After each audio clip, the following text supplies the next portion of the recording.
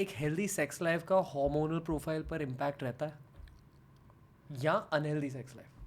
नहीं, देखिए, healthy sex life का वैसे सेक्स लाइफ का हार्मोन पे इम्पैक्ट या हार्मोन का सेक्स लाइफ पे इम्पैक्ट? दोनों। सो हेल्थी सेक्स लाइफ का हार्मोन पे इम्पैक्ट उतना ही है जितना एक अच्छे लाइफस्टाइल का है. हेल्थी सेक्स लाइफ रहेगी तो more peace, more emotional relaxation, more physical relaxation, more happy hormones. So you're good, that's all. It will not increase your hormones.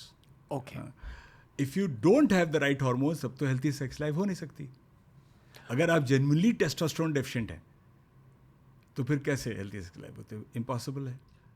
But obviously आप ओवरनाइट आपके टेस्टोस्टेरोन लेवल्स गिरेंगे नहीं, gradually गिरेंगे ना. Gradually गिरेंगे.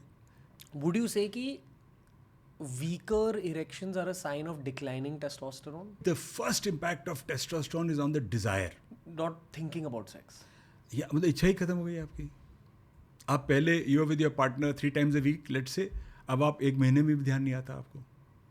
Rather than the process of erection, जिसमें कि और बहुत सारी चीज़ें, लोकल हार्मोन्स भी इन्वॉल्व होते हैं, प्रोस्टाग्लैंडिन्स वगैरह, और ब्लड फ्लो का बहुत इंपॉर्टेंस रहता है, वैस्कुलर डिजीज़ का बहुत सारी चीज़ें हैं, नर्व्स का इंपॉर्टेंस रहता है.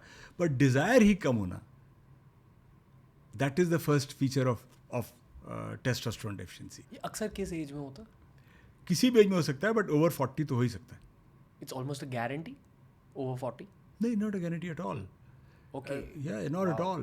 So there is some, see, everything depends on the overall picture. कि थोड़ा थोड़ा टेस्टोस्टेरोन कम 50 के बाद तो होगा ही, थोड़ा थोड़ा, पर वो ऐसा नहीं होता है. और जनरली 60 के बाद क्लियर कट डिक्लाइन दिखता है टेस्टोस्टेरोन में. तो बोलते हैं रफली 20% of people over 60 will have low testosterone. But that may not mean anything much. 20% is a very large number. उतनों को शायद टेस्टोस्टेरोन ज़रूरत नहीं होगी, but it has gone down to a level where you may consider. तो testosterone का जो treatment दिया जाता है, जब ट्रीटमेंट दिया जाता है तो वो सिम्टम्स पे अकेले बेस्ड नहीं होता, वो ब्लड लेवल्स पे बेस होता है टेस्टोस्टेरोन के. तो you have to have all of them. Supposing किसी के ब्लड लेवल कम आ गया, बाकी कुछ नहीं है उसको, तो कुछ देते नहीं हैं. कहते ऑब्जर्व करो, अभी देखते हैं. पर अगर टेस्टोस्टेरोन वाले सिम्टम्स भी हैं, टेस्टोस्टेरोन कमी वाले, और लेवल भी कम आया, दोनों चीज़ें होती हैं, तो टेस्टोस्टेरोन देते हैं. सो उसमें ये फ़ायदा होता है फिर कि ये सारे चीज़ें जो हैं ये रिवर्स हो सकती हैं. जी जी. If you have these symptoms तो आपको एक टेस्टोस्टेरोन लेवल ज़रूर करवाना चाहिए. उसमें भी कई कैवियाट्स होते हैं. इतना आसान नहीं टेस्टोस्टेरोन लेवल करवाना और उसका रिजल्ट इंटरप्रेट करना. यहाँ आप ब्लड टेस्ट की गाइडेंस दे रहे हो? ब्लड टेस्ट की गाइडेंस दे रहा हूँ. ओके, एकदम बेसिक से समझाइए, ये क्या होती है ब्लड टेस्ट की गाइडेंस? देखिए, नॉर्मल ब्लड टेस्ट तो आप करेंगे ही अपना, अगर कर रहे हैं तो ब्लड शुगर, कोलेस्ट्रॉल, ये सब, तो वो तो आप फास्टिंग सैंपल देंगे, वीनस सैंपल. टेस्टोस्टेरोन के लिए स्पेसिफिक इंस्ट्रक्शंस होते हैं. नंबर 1 इज़ कि फास्टिंग एंड 8 AM, 8 to 9 के बीच में सैंपल. तो हम 8 AM ही बोलते हैं पेशेंट को, 8 का 8:15 हो जाए, 8:30 हो जाए, उससे ज़्यादा नहीं. तो इट इज़ वेरी इंपॉर्टेंट, क्योंकि बॉडी में hormones like cortisol, like testosterone, वो रैपिडली डिक्लाइन कर जाते हैं. So number 1.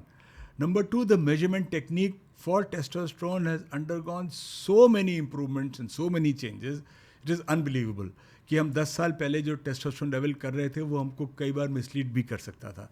तो उसमें कांस्टेंट रिसर्च अभी भी हो रही है और प्रोग्रेसिवली जो है वो मेथड्स बेटर हो गए हैं. तो LC-MS/MS करके मेथड होता है, टेक्निकल टर्म है टैंडेम मास स्पेक्ट्रोस.